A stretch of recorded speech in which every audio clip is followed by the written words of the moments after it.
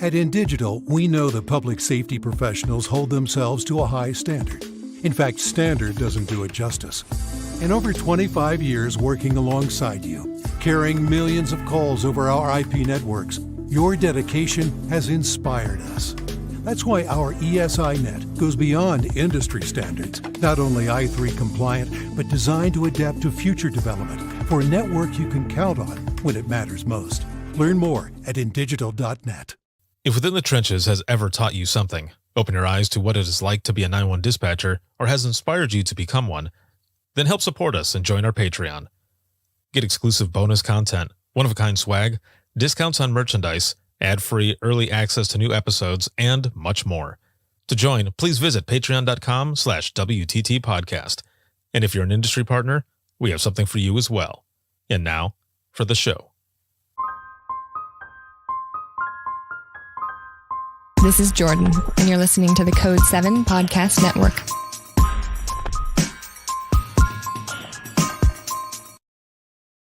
Warning. This episode contains the 3 A's of podcasting: adult content, adult language, and awesomeness. You've been warned.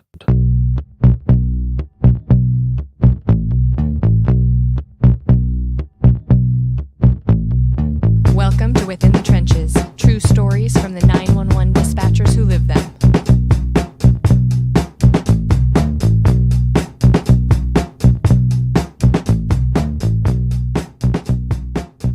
Hey, what's going on? This is Ricardo with the Code 7 Podcast Network, and this is going to be episode 565 of Within the Trenches, True Stories from the 911 Dispatchers Who Live Them. This episode is sponsored by InDigital Elite, our next-gen core services, and this episode is going to be an open mic session from an Imagine Listening session that I recorded back in April. There are probably about 20 full-on Imagine Listening and open mic episodes that I have coming up. I am currently out in Raleigh, North Carolina right now. I've been out here teaching non professionals with this 8-hour communications course that I'm doing. So as you can see, I'm here in my Airbnb and I'll be teaching again in a couple of days. I've got 4 classes I'm going to be teaching out here, and it has been a lot of fun. Thank you all for being there and sharing your stories, just engaging, just everything that we've been doing. Thank you so very much. But for this one, without further ado, here is an open mic episode. I hope you enjoy.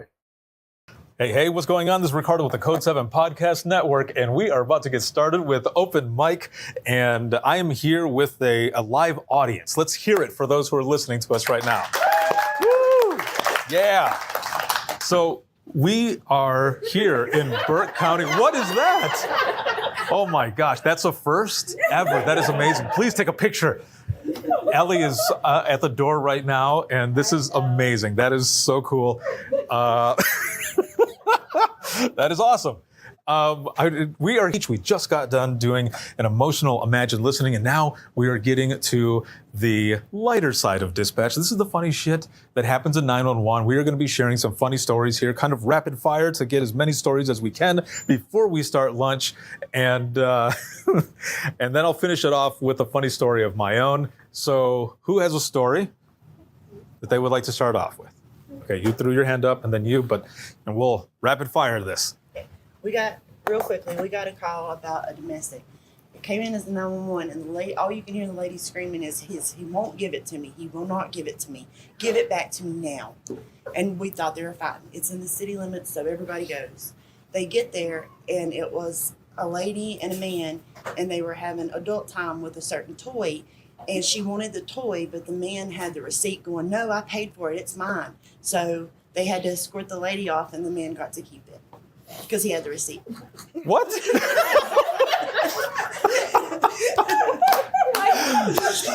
Whoa.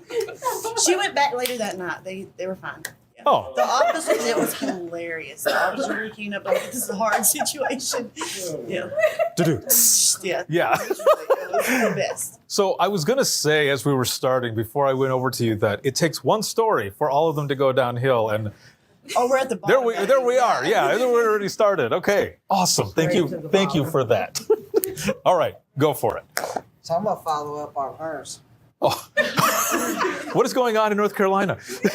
A lot of adult content, apparently. It's a hard state to live in. Literally. So we get this call one night from this young boy, about 7 years old. Said, Mommy and Daddy are fighting. We send law enforcement out, and my officer happens to be a female, ex-military, several tours, hardcore, but I've never heard the woman say a cuss word in her entire life. She gets to the house, knocks at the door, nobody answers. Knocks again, nobody answers. She hears something that this is a woman, mind you, that never has backup. I'm 10-4, no need for checking. Okay. And she says, I'm going in. And it was like, I do what? Next thing you know, she's kicked the door in. Not 30 seconds. I'm clear. Everybody can slow it down. I'm clear. I'm clear. I'm clear. Later on, found out that she walked in on a reenactment of what they were watching. And I think she saw things she'd never even imagined, let alone seen before. And she was trying to get out of there as fast as she could before everybody else got there and saw what she just kicked the door in on. She was terribly embarrassed. Oh, that poor kid, though, thought that the parents were fighting. Arg. Who else has a story? Okay, that's 1, 2, 3 there. Keeping with the theme here. Dude. So it's Sunday morning, right? I'm working overtime. It's like 7, 8 a.m. and North Carolina is very much a Bible Belt state. So everybody and their mom is fixing to come to church. And this lady calls, and she's an elderly lady. And she goes, I think you need to send somebody out here. I'm at so-and-so church. And somebody just needs to come do something about this. And will not tell me what's going on. And so I'm asking her, and I'm trying to figure out more about what's going on. And I'm being real polite. I'm like, okay, can you tell me exactly what happened? And this, that, and the other. And she goes, well, somebody threw something over the power lines. And I'm like, okay.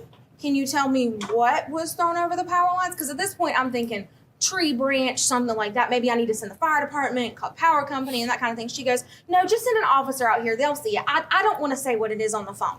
Oh, my God. And so I'm like, okay. And she is bound to determine she's not going to say what it is. So we get off the phone, and I put it in as a foreign object hanging over the power lines in front of the Baptist church. And my officer gets out there. It's 8 a.m. People are fixing to start rolling up for 9 a.m. service. And she goes, we have a dildo hanging by a shoestring from the power line. Somebody took a very large toy, tied a shoestring to it, and threw it up over the power line right there directly in front of the church. Wow. And she had to figure out how to get it down in 45 minutes before people started showing up. Oh, dude. Oh, yeah. So there's video of it somewhere, but they're in the middle of the road, like throwing stuff at this toy from the power line, trying to get it to fall. And they ended up getting it down before service started, but she sent me a picture because I was like, I wouldn't believe you. I really wouldn't have. I documented it, but I for sure thought you were lying to me. It was hanging on tight. It was. Oh, my Lord. Hanging by a shoestring. John Holmes of... Yep. You had one, right? Okay, go ahead.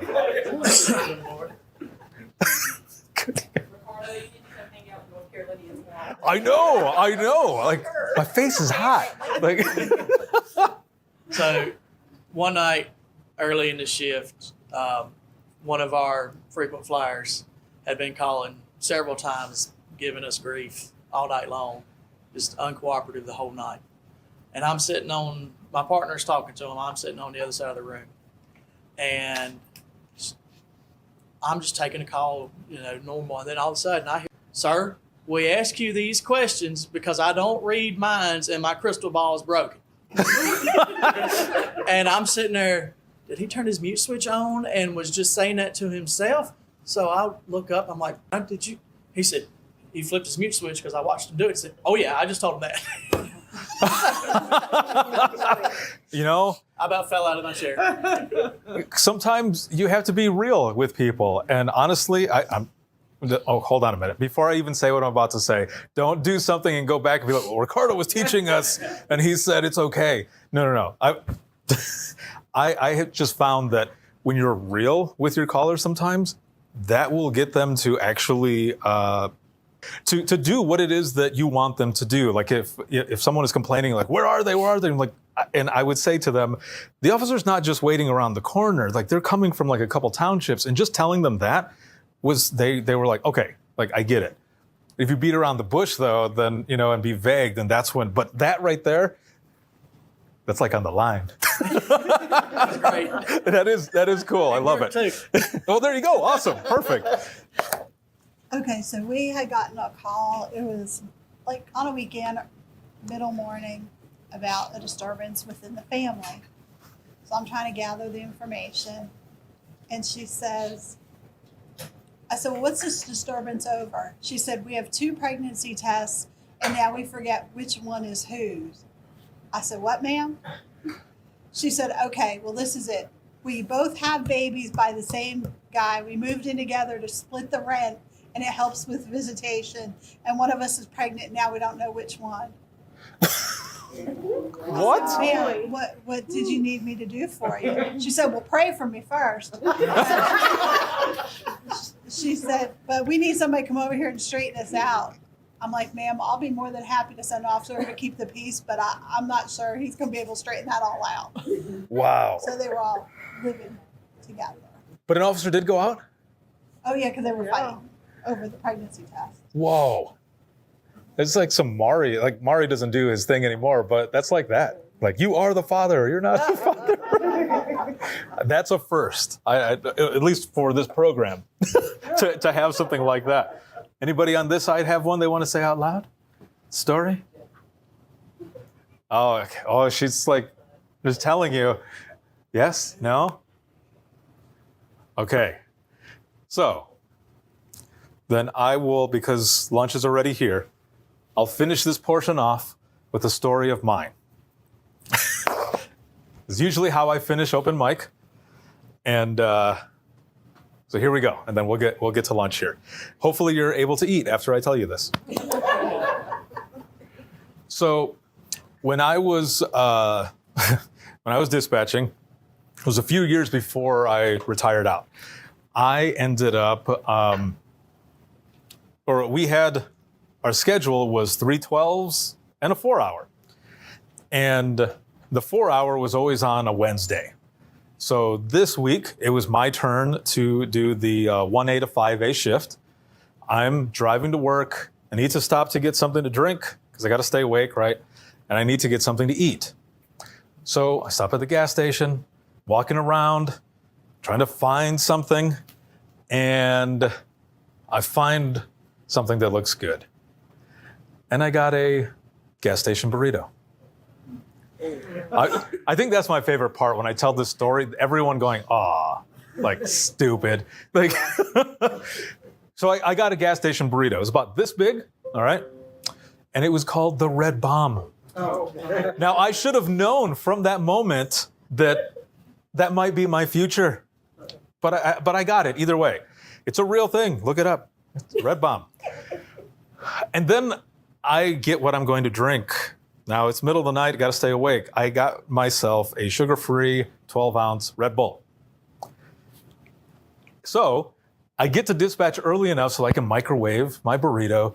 And I thought I was going to be on backup phones and radios because it's middle of the night. It's usually where you end up going. You're just kind of chilling. And no, that's not where I went. I was on main phones. So I was like, whatever. We'll take on the night. We'll see how this goes. Sit down, I'm over there, destroy this burrito, chug down that Red Bull, and I am ready to go. Bring on whatever the day has, or the night, the shift. Get a phone call, and it's for a BOL or BOLO, depending on the region that you're in. It's either BOL or BOLO. It's the same thing. It's a be on the lookout. And what was going on was the county south of us, they were chasing someone, and they were getting close to crossing that line, and they wanted me to put the information out. Well, as I'm taking the information, oh no, my stomach starts talking to me. And all I can think is, this cannot be happening right now. I am with an emergency, yet I'm having an emergency myself. And I get that bubble gut going on. And I'm like, just praying, like trying to hold anything that's there. Because now I'm sweating. And I had sent a message to my coworkers saying, if I have to get up to go to the bathroom, you need to take this call. Because I don't know about your centers, I don't know about how it is here, but there was a bathroom inside the actual center, right? And I wasn't about to drop heat there. No, I wasn't going to do it. And then there's one down the hall. And that's the one I was going to use. And at this point, I am dying. And I tell them, I got to put you on hold really quick. Just hold on one moment.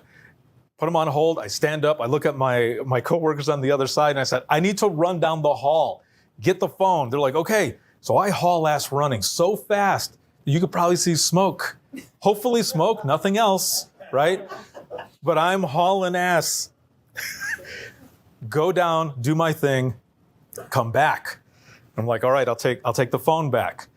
So I'm back on the phone, and I'm thinking, man, I cannot believe that happened. But then it happens again, and my stomach starts to get tight. And I'm thinking, this can't be happening a second time now. Now, you know, sequels, they're the worst, right? Movie sequels? Yeah. Well, in the shit world, it's the same. It's the same. And I'm over there freaking out. And I was sweating enough this time that if anybody was over there on the side with me, because I was by myself on the other side of the room, they probably would have been able to smell like beef or something, because I was sweating that much. It's probably coming out of my pores. And I don't know if you've ever tried to hold in a fart, but it travels up and turns into like a back fart, you know? It's bad. I'm telling you, this is what happened. So I put him on hold and I get up. And when I get up, my buddy gets up at the same time. He's like, you got to poop, dude? I was like, what the hell? I was like, it's not a warrant. You don't have to confirm it. But yes, I do. So I run, do my thing. I come back and I'm like, it's over, because they're not on the phone anymore. And I'm thinking, okay, the hell is over. It's good. So I sit down and I'm just sitting there just thinking about what just happened. Phone rings. Same people. I'm like, what the hell is going on? So this person was going into our county and turning around and going back. And he kept circling.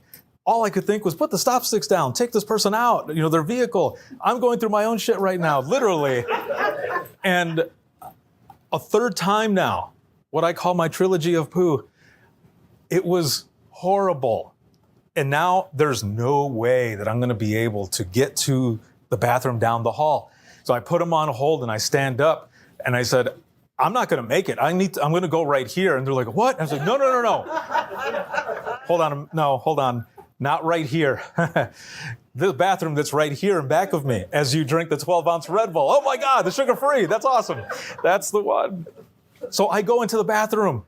I turn on the water. I turn on the fans. Anything to mask the hell I'm about to go into. Because if you've ever watched Dumb and Dumber, you know exactly what I was going to get into. My ass was screaming in there, literally. Myself and my ass, I was screaming.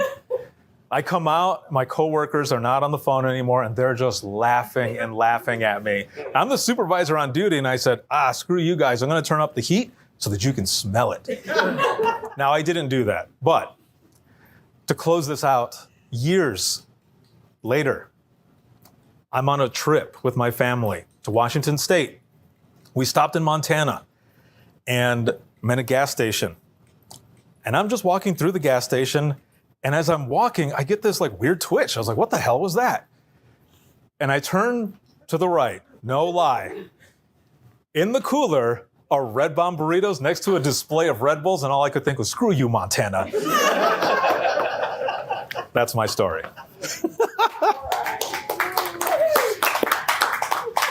I want to thank all of you for sharing your stories during the Imagine Listening session and all of this during the funny part. It's not an easy thing to do. But I appreciate all of you and just proud of you in general for the job that you do every single day and how important your stories are. And it's just a pleasure to be able to be here and do all of this with you. And a shout out to the board, of course. We've got 4 hours left after lunch, but still, I got to give you props for all of this. So thank you. And then lunch is here. And we're back. That last story never gets old. But as I always say, it takes one story for all of them to go downhill. And as you heard right off the bat in the beginning, they went downhill. But all in good fun. As always, as I always tell people, when we do the open mic sessions and we're sharing the funny stories and everything, it's not about the people specifically. It's about the situation. That is what we are laughing at, because honestly, if you don't have some sort of sense of humor in this profession, or a lot of professions that has to do with lives and such, high priority things like that, you're going to burn out fast. And that's what open mic is about. We're just sharing some of the lighter side, some of the funnier stories, especially because when you listen to the Imagine Listening stories, the I Am 911 stories, they are very emotionally intense, and you need a little bit of humor, a little bit of laughter. So that's what open mic is all about. It's about the situation. And sometimes, you end up getting these phone calls and you're like, what? That's a first. Or when you think you've taken the most outrageous type of call, another one ends up coming in. So I hope you enjoyed that. Again, I've got several episodes. In the beginning, I said it's probably about 20 full-on Imagine Listening episodes.